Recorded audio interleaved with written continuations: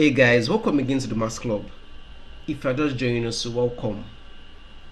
For some time now, we've been on the series on indices. We've treated what indices are, how we can apply them in mathematical questions. And now we're going to be talking about standard form. What is a standard form? How do we apply it? Let's get started. A standard form is a number in the form a times 10 raised to the power of n, where a is a number between 1 and 10 and n is an integer. So a number between 1 and 10 could be 1, could be 1.1, could be 3.9, could be 4, could be 9.99. But the a must be between 1 and 10. And n must be an integer. So when we say n is an integer, what are we talking about? We could say n is minus 3, n is plus 3, n is, so integers are really just positive or negative whole numbers. So the n must either be a positive whole number or a negative whole number. So if you have it in this form, it is said that that number is in standard form.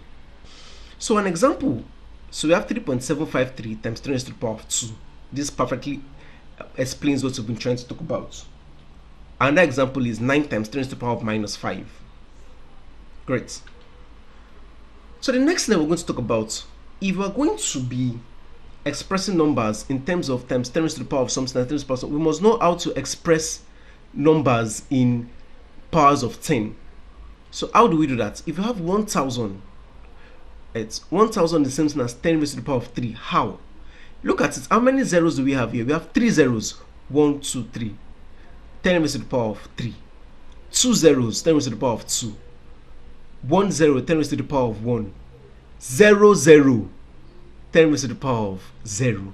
Right? We already know that anything raised to the power of 0 is 1. So if you have 1 billion raised to the power of 0, 1 billion raised to the power of 0 is just 1. Right? So 0 0, 10 raised to the power of 0. And that's for numbers greater than 1. But when we have numbers less than 1, like 0.1, 0.01, 0.001, instead of us saying 3, right? This 3 is like plus 3. We'll now be saying a negative value. So that will be 10 raised to the power of minus. How many zeros do we have? We have 1 0. So 10 raised to the power of minus 1. 2 zeros, 10 raised to the power of minus 2. 3 zeros, 10 raised to the power of minus 3. So that's really it about expressing numbers that are multiples of 10 in powers of 10. So there's one thing I want you to take home from what you just did. When we had 1000, we're expressed in terms of 10. How did I get 10 to the power of 3? I first said you could count the number of zeros inside of it, but there's another way we could do it, and this other way will come in very handy when we are converting other numbers. Now this 1000 seems to say 1000.0, right? Because if you press your calculator, if you do 1000.0, you see that it still becomes 1000. Now if I wanted to express it as a power of 10, I'll just move that point from here to this place here. So that will be 1, 2, 3, right? So I could express and say this is 1 times 10 raised to the power of 3. This is actually what we have. But because it's 1 times, they always just ignore the 1, because 5 times 1 is 5, 10 times 1 is 10. So instead of saying 1 times 10 raised to the power of 3, you see people say 10 raised to the power of 3. So you could see, I had to move it to the left by how many times? 1, 2, 3, for me to have a number between 1 and 10. Right? So when I say number between 1 and 10, 10 is not part of the number. So all of the numbers must be from 1 up to a number less than 10, but not 10. Right? So I can't say 10 times 10 raised to the power of 2. No, it has to be a number between 1 and a value less than 10. It's very important that we know that distinction.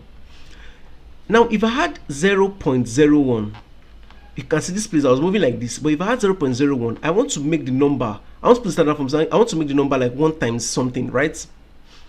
I will move this. I can't move it to the left, so I have to move it to the right. I'll move it like this. How many times? 1 and 2, right? So I could say 1 times 10 raised to the power of, how many times did I move it to the other side? Minus 2, like the other direction, minus 2. That was how we had 10 raised to the power of minus 2 for this particular question.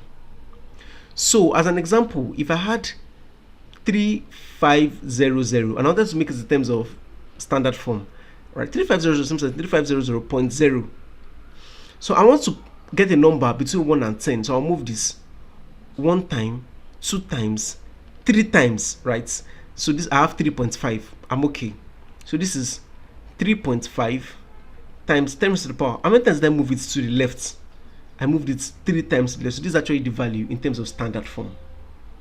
Now let's look at some examples to actually buttress all what we've been doing. In this example, it says that we should simplify 32.4 in terms of standard form. So 32.4, I want a value that is between 1 and 10. 32.4 is already a value more than 10. So if I want to make this value, I'll just move it one time. Right, so that would be 32.4. I'll just move it one time. So if I move it one time here, I would have 3.24. Right, so 3.24 times, how many times did I move it to the left? I move to the left once. Remember, if I move it to the left, it's positive. If I move it to the right, it's going to be negative. So this is actually the value in terms of standard form. And if you check your calculator, if you do 3.24 times 10 to the power of 1, use that, you have 32.4. Let's see if our answer is correct. Yeah, so 3.24 times 10 to the power of 1. Let's see this particular question, 3472000. If I have this particular number, you can see that this number is already greater than 10, so I can say 0.0. I want to move this point up to a point where I have a number less than 10. So this is 1, 2, 3, 4, 5, 6. Right? So this is 3.472000. Of course, those zeros don't actually count. So times 10 raised to the power of what? How many times then we're moving 1, 2, 3, 4, 5, 6, 10 raised to the power of what? Of 6. This is how we express this particular number in standard form. Let's see if we're correct. Great. Now this next one is saying 0.000000231. So if I have this particular number, we have 0.000000231. You can see the zeros are before the real value, so I have to move it the other direction, which is the right direction. That will be 1, 2, 3, 4, 5, 6, 7.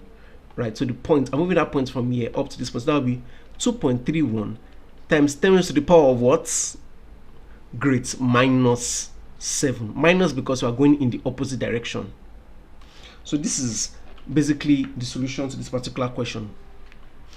If we have this next question which says 12800 or 12,800, let's convert it to standard form.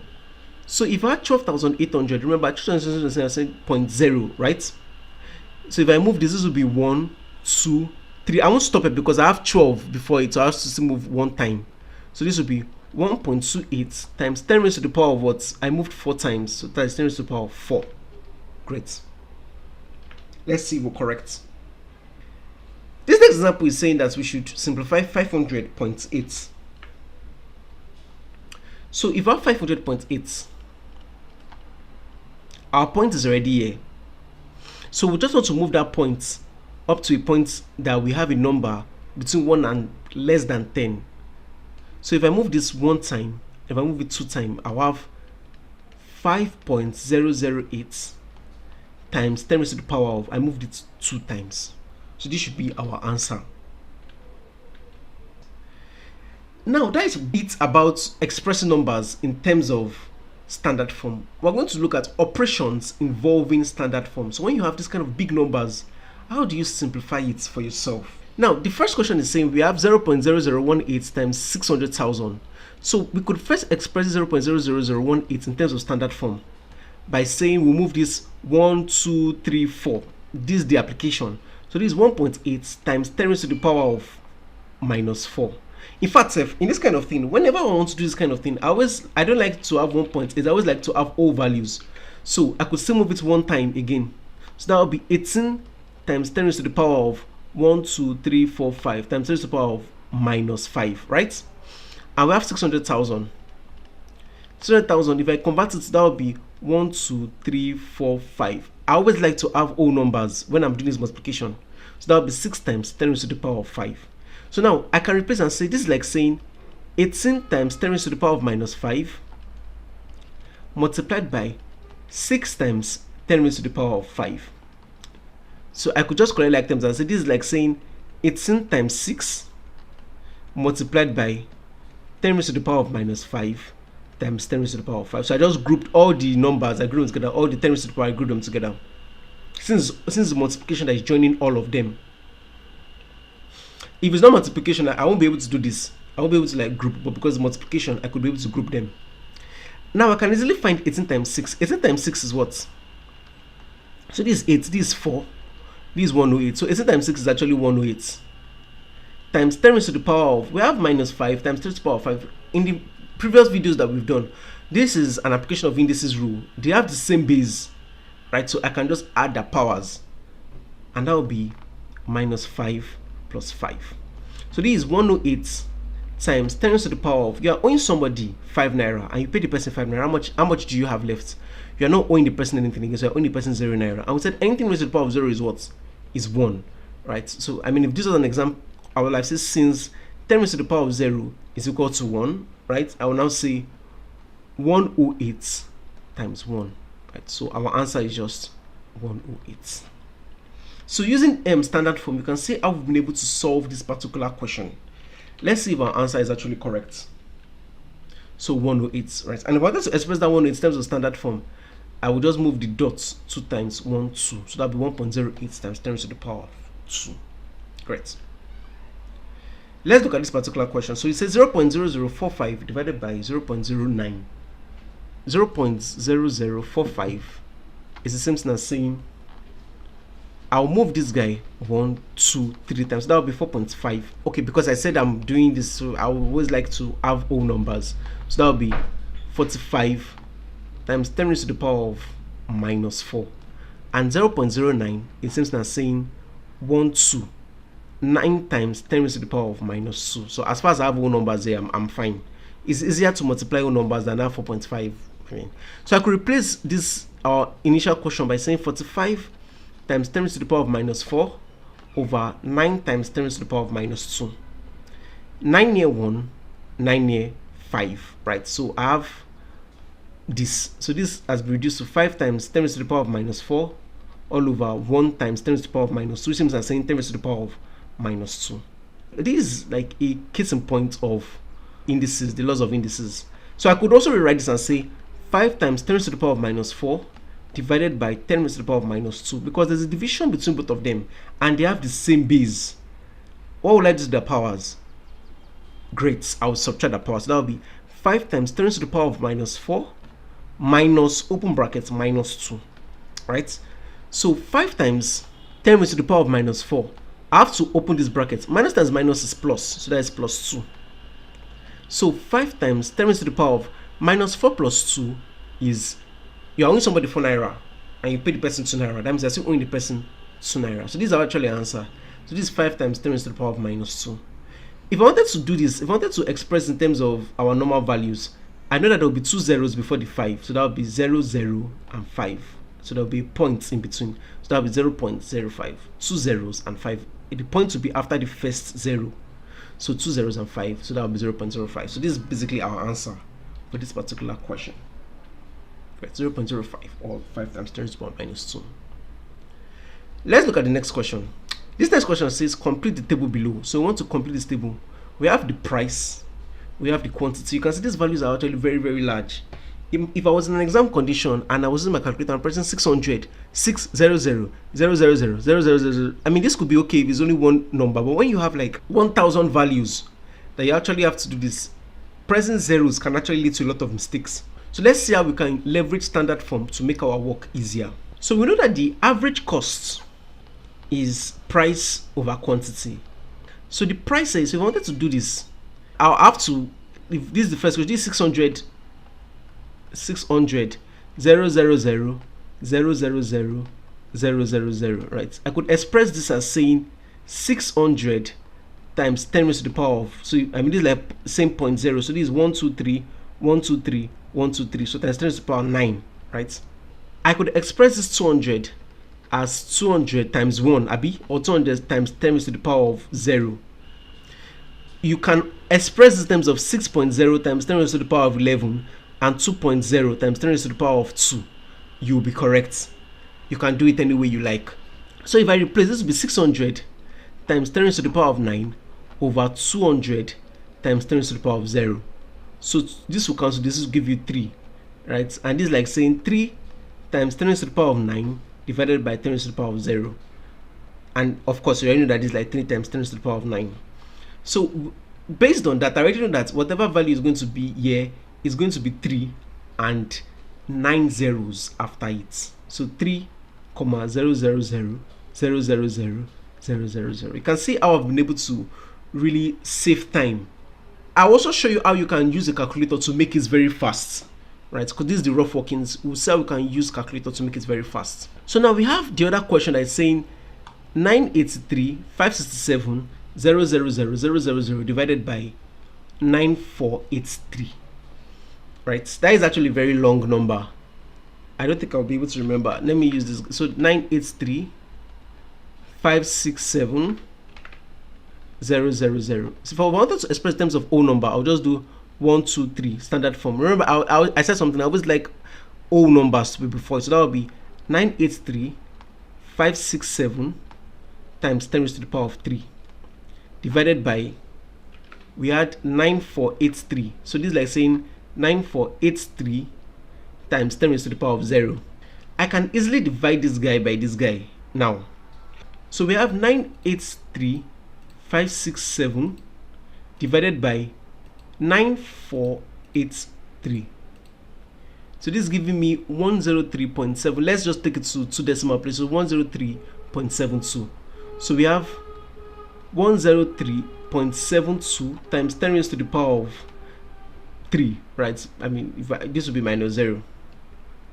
So if I wanted to put this in terms of maybe the full standard form expression, I'll just move this one two more times, right? So this is 1, 2. So this will be 1.0372 times 10 raised to the power 3 plus the 2 extra movements, right? So that would be 1.0372 times 10 raised to the power of 5, right? So I know that this would be 10372 and then 5 zeros after it. Now it's a bit complicated here because we're doing the manual this thing. Let's first confirm our answers if our answers are correct. So this is 10372 then 5 zeros, of course, because we approximated here, so we're not going to get the exact same value. But if I wanted to do it in terms of a calculator, you will see how we will do it. So this is your calculator, right? You notice that there is a number here at this bottom that says times 10 raised to the power of x. So if you wanted to express something like 600, so you press 6 on your calculator and then you press this value. Once you press this value, it will give you times 10 and then you put the number, maybe it's 2. So you can check your calculator, you can just 6 then 2, right? So if I had that particular value, maybe I had 600 billion divided by something, I would just say 600 or 6 exponential, how many zeros I have there. So that is times 10 raised to the power x, maybe 9 zeros, and divided by maybe 2 exponential, how many zeros, maybe it's 10 zeros or something, and I have my answer. If my answer is given to me in terms of standard form, like if my answer is like 2 times 10 raised to the power 5, and then I'll just have 2 and then 5 zeros after it. Do you get that way? You'll be able to work very, very, very fast. I'm saying this because somebody I know wrote an exam that had to do with a very long amount of calculations, a lot of zeros, and had to be pressing the zeros multiple times, and that really ate into the person's time. So these are shortcuts that you can use to achieve the same value. So we've come to the end of standard form. In the next video, we'll be talking about WAEC past questions that have to do with standard form and indices. See you guys in the next video.